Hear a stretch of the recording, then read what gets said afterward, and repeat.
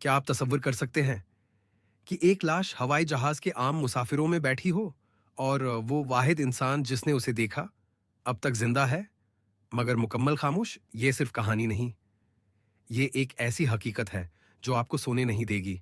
ये हालोवीन है कि रात थी जब खौफ ने आसमान पर परवाज की। मेरी फ्लाइट कई घंटों की ताखीर का शिकार हो चुकी थी। एयरपोर्ट पर बेचैनी का आलम था। ज्यादातर मुसाफिर या तो होटल रवाना हो चुके थे या दूसरी परवाजों में एडजस्ट हो गए थे, लेकिन कुछ बदकिस्मत जैसे मैं वहीं रह गए थे, तन्हा, थके हुए और बेयकीन। जब बिलाखिर फ्लाइट का ऐलान हुआ, मैं हैरान रह गया।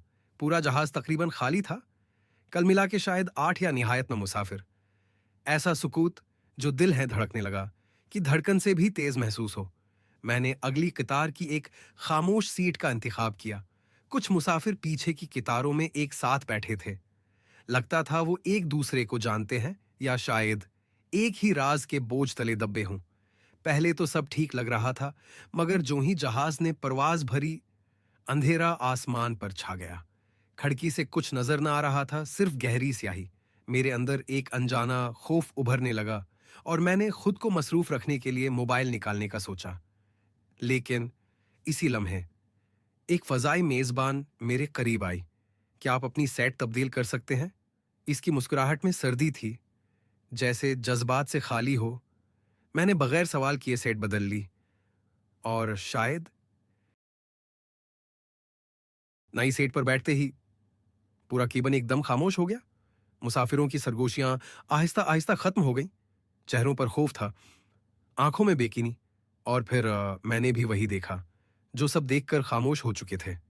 एक लाश जहाज के पछले कोने में आम सेट पर बैठी हुई, सफेद चेहरा, बंद आंखें, साकत वजूद।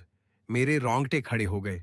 मैं जानता था कि फजाई अमला जाबिता कार पर अमल कर रहा होगा, लेकिन इस हकीकत को तस्लीम करना कि मैं किसी मुर्दा के साथ सफर कर रहा हूं, मेरे हवास पर काबू पा गया। मैं बेचैनी से उठा और वॉशरूम की तरफ बढ़ा। वॉशरूम में जाकर मैंने गहरी सांसें लें, खुद को समझाया, सब ठीक है, ये बस एक प्रोसीजर है। लेकिन उसी लम्हे दरवाजे पर जोरदार दस्तक हुई। ऐसी आवाज जैसे कोई जंजीरों में बंद हाथों से दरवाजा पैट रहा हो। मेरा जिस्म सुन हो गया, सांसें बंद, हाथ लर्जने लगे। क्या ये कोई मुसाफिर था या कुछ और? फिर अचानक सब कुछ खामोश हो गया। मैंने धीरे से दरवाजा खोला। बाहर कोई नहीं था। जैसे ही मैं बाहर निकला, वही फजाई मेजबान अचानक सामने आ गई। उसके हाथ में ट्राली थी, वो मशरूबात सर्व कर रही थी, लेकिन उसकी नजरें मेरी आंखों में घुसी जा रही थी, जैसे वो जानती हो। मैंने वो आवाज सुनी है जो शायद कोई और नहीं सुन सकता। मैं नजरें झुकाकर अपनी सेट पर वापस आ गया। उस दौरान मैं मुकम्मल तौर पर भूल चुका था कि वो लाश अभी भी मेरे पीछे बैठी है। मैंने दोबारा खिड़की से बाहर देखा। तारीकी पहले से भी गहरी लग रही थी।